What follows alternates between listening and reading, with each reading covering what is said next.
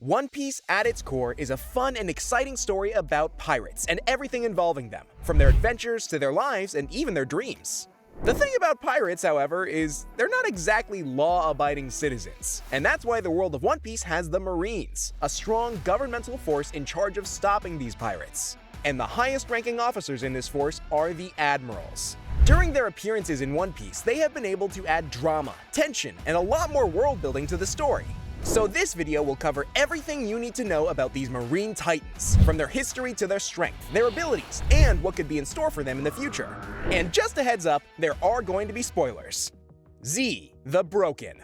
Black Arm Zephyr, or Z, is a non-canon admiral who appeared and served as the main antagonist in Film Z. He was seen as the most fervent believer of justice by his peers, and he had always wanted to be a Marine hero ever since he was a child. And that was when he coined the Z name, which he used as his hero alias as a young kid.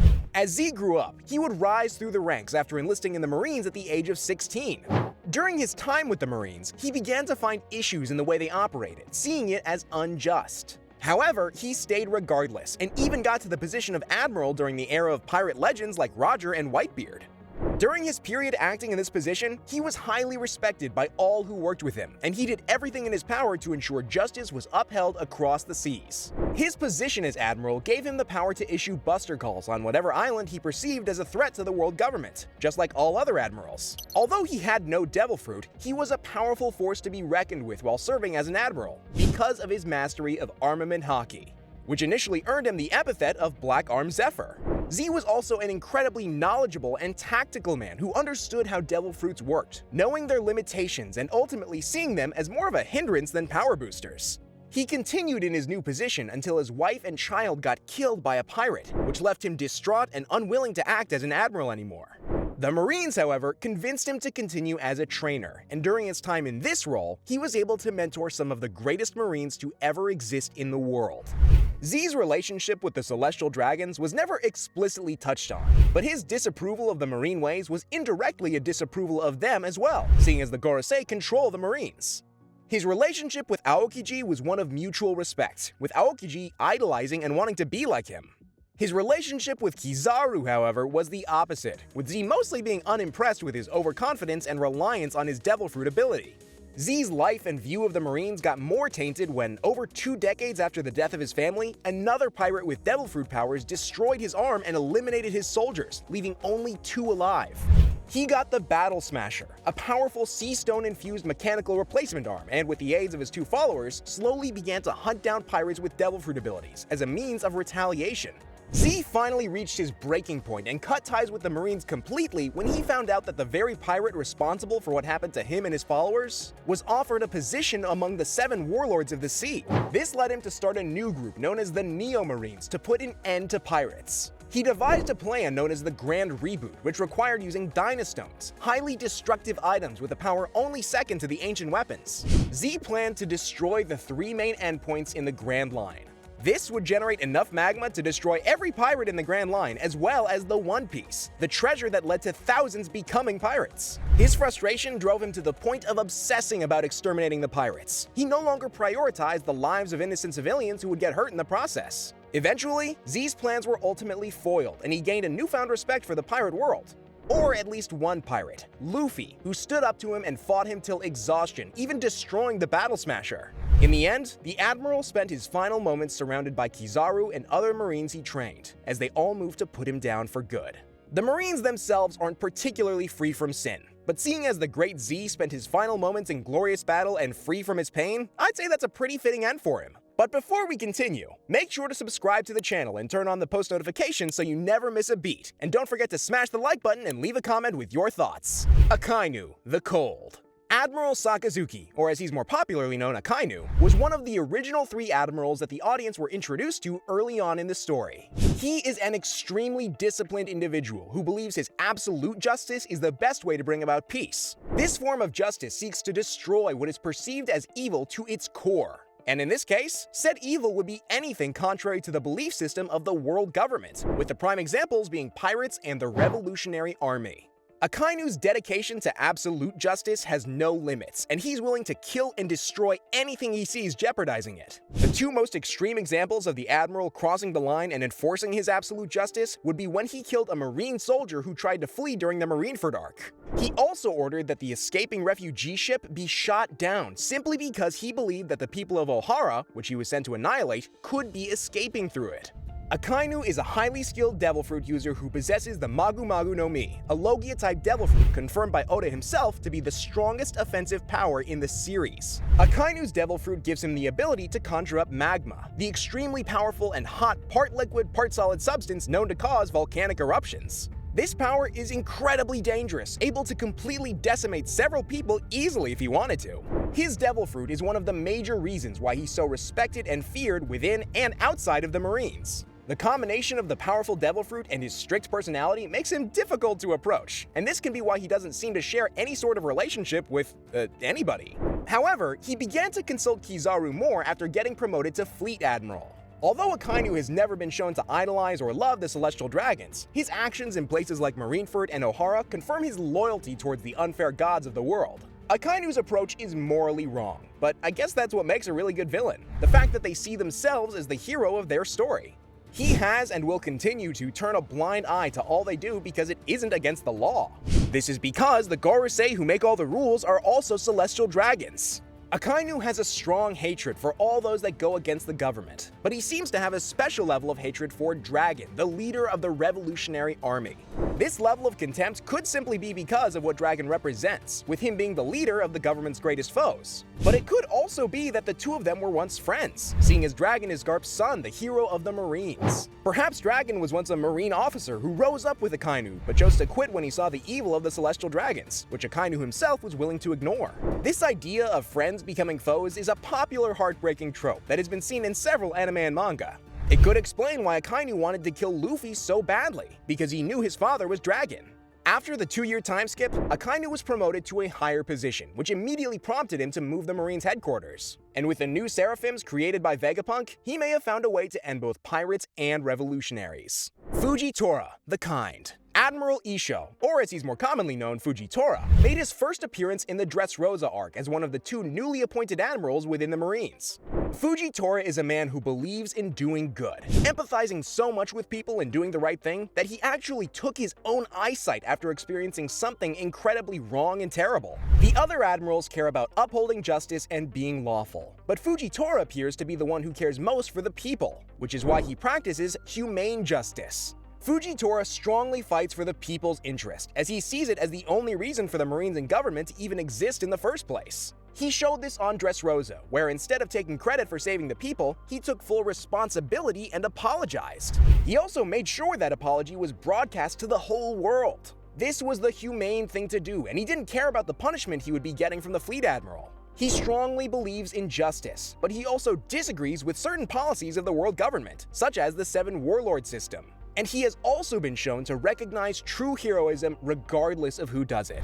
This was why he allowed Luffy to escape Dressrosa, even stating that he wished he hadn't taken his own eyesight just so he could see Luffy's face, betting that he looked kind. He bears no grudges or hate towards his fellow admirals, and even enjoyed having a chat with Green Bull. He respectfully took the punishment given to him by former Admiral and now Fleet Admiral Akainu. Just like the other admirals, Fujitora is quite a powerhouse, possessing the ability to manipulate and control gravity thanks to his eating of the Zushi no Mi Devil Fruit. Being a swordsman primarily, he uses his sword to harness his Devil Fruit ability when he fights. The reach of his abilities is highly impressive, as he was able to summon meteorites from the sky during his clash with Law and Doflamingo. Fujitora is capable of using Haki, with his observation being extremely proficient and one of the major reasons he's able to stay sharp and dangerous even with his blindness. It also allows him to read people's emotions. His armament Haki is also highly proficient, as he was easily able to duel against Sabo, the powerful second-in-command of the Revolutionaries. Fujitora has a strong sense of justice, so personally, I think his respect for Luffy could see him assisting the Straw Hat Captain in the future, or at least in his time of need. Sengoku, the Father. Sengoku is a man who is also regarded as one of the greatest Marines to ever live. He was an admiral during the legendary era that had some of the greatest pirates like Whitebeard, Golden Lion Shiki, and the Pirate King himself, Goldie Roger, at the height of their careers. Sengoku is a reasonable man who understands that there are gray areas to morality, and also knows when to utilize his full force in thunderous glory, earning him the title of Reigning Justice. He belongs to the 1% of characters in the world to possess a mythical Zoan-type devil fruit. His devil fruit is called the Hito Hito no Mi Buddha model, which grants him the ability to become a golden Buddha. This devil fruit also gives him extreme strength that allows him to take down most of his foes, as well as generating enough power to crush an execution platform at Marineford. During his prime, Sengoku's closest personal relationship seems to be with Monkey D. Garp, the Marine hero with whom he shares the most history. The two of them served as the strongest marine force in the world, stopping the great pirates from completely taking over the government and all its citizens. Sengoku knew the Pirate King, Gol D. Roger, and Roger recognized him and Garp as the only marines worthy of his time. Sengoku also knew and respected Whitebeard, having shared several decades of facing each other across the seas. He and Garp were responsible for capturing and imprisoning Golden Lion Shiki, a legendary pirate in his own right, and the first man to escape from the maximum security prison in Pell Down. Among the admirals, Sengoku shares the closest relationship with the Celestial Dragons, but not in the way you'd think. The revered Celestials many years ago saw one of their own, Saint Don Quixote Homing, decide to leave the holy city of Marijois and all its glory for a chance at living an ordinary life. This particular Celestial Dragon had two little children, Doflamingo Don Quixote, the older son who hated this particular idea, and his younger, more understanding son, Rocinante Don Quixote. The family separating themselves did not matter to the common folk, who had suffered years of pain and oppression under celestial rule. So when their identity was discovered, the people hated and tried to kill them. There was an instance so extreme that Doflamingo unlocked his Conqueror's Haki and swore to kill all those who oppressed him after that day. Doflamingo killed his father and grew up to become a dangerous pirate. Sengoku, however, was lucky enough to find his brother and take him under his wing, training him to become a marine. He viewed him as a son as he watched Rocinante grow. Sengoku gave him a covert mission of infiltrating his brother's crew for years, but unfortunately, Rocinante died at the end. Sengoku was heartbroken over losing his son, but it did not stop him from appointing Doflamingo as a warlord of the sea. Sengoku seems to be quite interested in infiltrating groups, seeing as X-Drake, a pirate captain, turned out to be an undercover marine agent for SWORD. It hasn't been revealed who founded the organization yet, but seeing as Sengoku found X-Drake as a child, he very well may be responsible. Another reason why this is extremely plausible is that Aokiji, who was recommended to be the next fleet admiral by Sengoku, suddenly defected and joined the Blackbeard Pirates. The SWORD faction of the Marines might be Sengoku's secret team, which he uses to keep powerful pirates in check. A bonus possibility could be that he wants to reform the Marines because he's seen higher-ups like Akainu being too untrustworthy. Currently, Sengoku has retired from being an admiral and fleet admiral, instead spending his days as a laid-back inspector general. He was also finally able to get closure on Rocinante's passing by having an honest discussion with Law about it during the Dressrosa arc. So far, his future role in the series is uncertain, but it is clear that he still sides with the Marines, even though he doesn't like everything they do. Kizaru the Light. Admiral Borsellino, or Kizaru, was also one of the original admirals introduced in the series, with him technically appearing third, but he certainly leaves a strong impression on us when he does get his time to shine. Kizaru is very hard to read, seemingly having no stern stance like the other two, and instead being very lackadaisical personality-wise, as well as in his approach towards carrying out justice. The Admiral adopts a form of justice known as unclear justice. This basically means that when he chooses to take on assignments, his personal views and opinions on the criminals or situation are almost always unreadable. His slow speech and clueless facial expressions make his interactions with criminals extremely tense until he finally makes a move.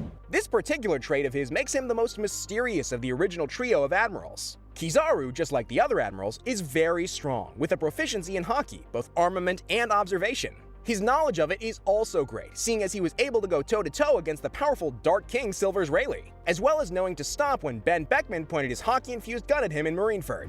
Kizaru uses a Logia devil fruit called the Pika Pika no Mi, and it gives him the ability to use and manipulate light at will. This power allows him to freely transport himself at the speed of light, and also attack with all its intensity as well. This can be very dangerous for his opponents, as it could just as easily kill them as have long-lasting effects like blindness or devastating damage. Kizaru always does his job, but due to his often sarcastic personality and facial expressions, it's not clear if he believes it's right. This is why it's hard to tell if he supports the cruelty of the Celestial Dragons or if he's against it. This admiral, despite his position, never bullies his subordinates, instead offering them helpful pointers on what to do in battle.